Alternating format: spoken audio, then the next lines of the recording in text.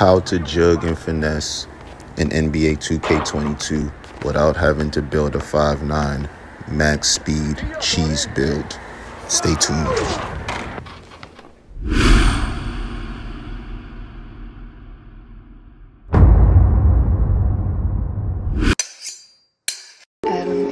So we're gonna run it back at the top of the break after the board. I'm pretty sure I'm running with either two bigs or like some form of lock build and a big. So he gives it to the big. First of all, peep how we all spread the floor. And you got one man down the middle, one going to the right corner, and then myself jetting out to the left.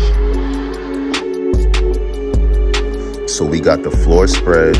Ideally, you want to give it to the point guard, which would have been me, but he didn't. But in 3-on-3 park, everybody should be able to handle the rock and outlet and get it to, you know, where the ball needs to be. So, boom. So now he outlets to me, and I want y'all to see what I do as soon as I catch the rock. I'm going to run it back like 4 or 5 times. Look at the movement, the pivot movement on the feet of my guy and what badge you see pop up, and then look at what the defender was thinking was about to happen. The biggest thing I noticed, just peep that from 2K21 to 2K22 and how they basically transferred the next gen engine over the current gen, is momentum, pivots, and speed, and how all that plays a factor, especially when you aren't playing the meta. Basically, if you're not just using it to go side to side, if you're not using max speed builds, how you can still use acceleration and momentum to your advantage to just have dudes looking silly out here.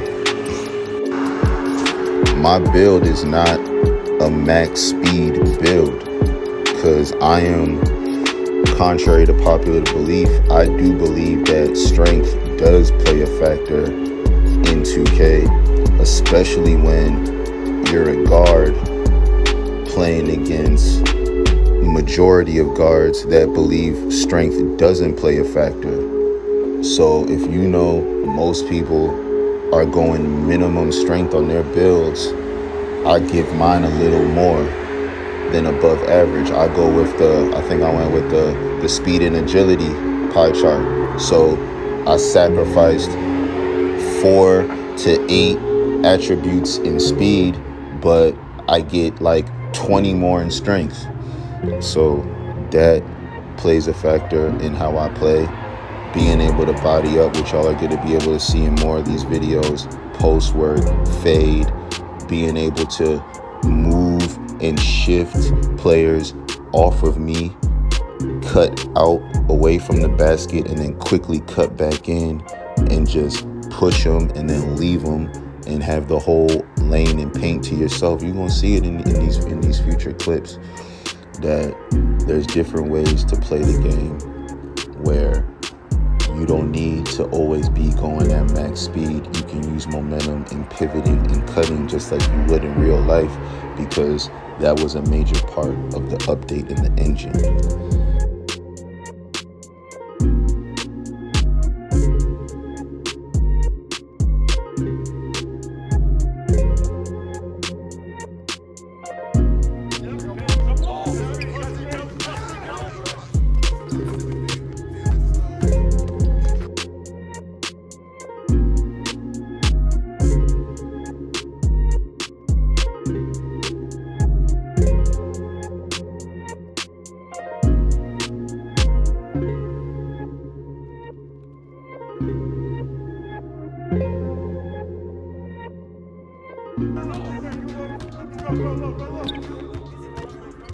Go.